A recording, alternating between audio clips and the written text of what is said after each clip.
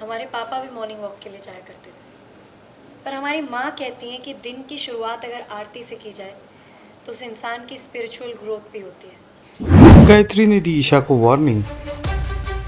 ईशा ने जमकर की ओम के घर पर आरती।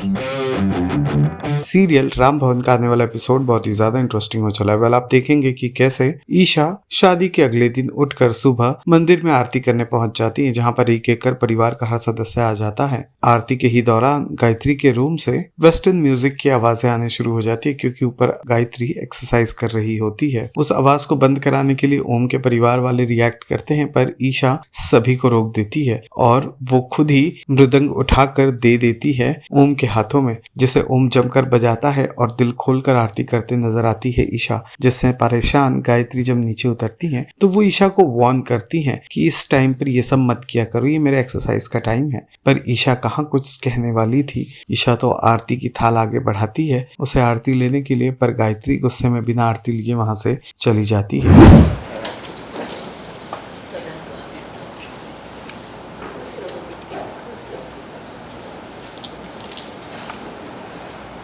जिस घर की बहू सुबह उठकर भगवान का नाम जपती है वो घर समृद्धि का प्रतीक होता है।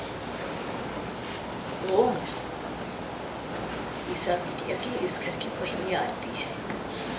श्रद्धा भाव से उसके मांग में सिंदूर भरना, शिव पार्वती का आशीर्वाद मिलेगा तो मन में ही आरती का अतीत है। ठीक है, शुरू कर।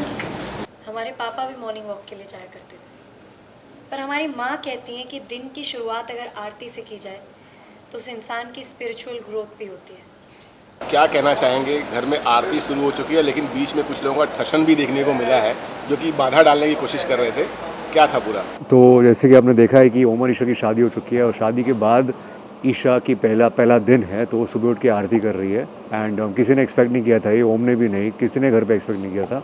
सब इसे देखे काफ़ी खुश है। लेकिन इसके बीचों बीच गायत्री भाभी के रूम से जुम्बा की आवाज़ आती है। जुम्बा म्यूजिक बजा रही है और एक्सरसाइज कर रही है जानबूझ के हमें डिस्टर्ब करने के लिए। तो दोनों के बीच एक साइलेंट वॉर चल रहा है कि कौन जीतेगा, आरती या फिर वो म्यूजिक, लाउड म्यूजिक ऊपर। मांग भरा जा रहा है ओम की तरफ से जो है ईशा। ऑफकोर्स शादी के बाद तो पति तो मांग भरता है, लेकिन हाँ जो मेरी माँ बोलती है उसका मांग भरने के लिए। तो ऑल्दो ओम और ईशा की शादी एक इमोशनल शादी नहीं है, एक मजबूरी की शादी है, लेकिन फिर भी जब मांग भरना होता है तो एक मोमेंट बन जाता है। तो हाँ, मिस्कात से जानना चाहेंगे कि ढोल जो वो गले में टांगे थे उसका वजन कितना था और उनको क्या मज़ा आता है ढोल बजाने में?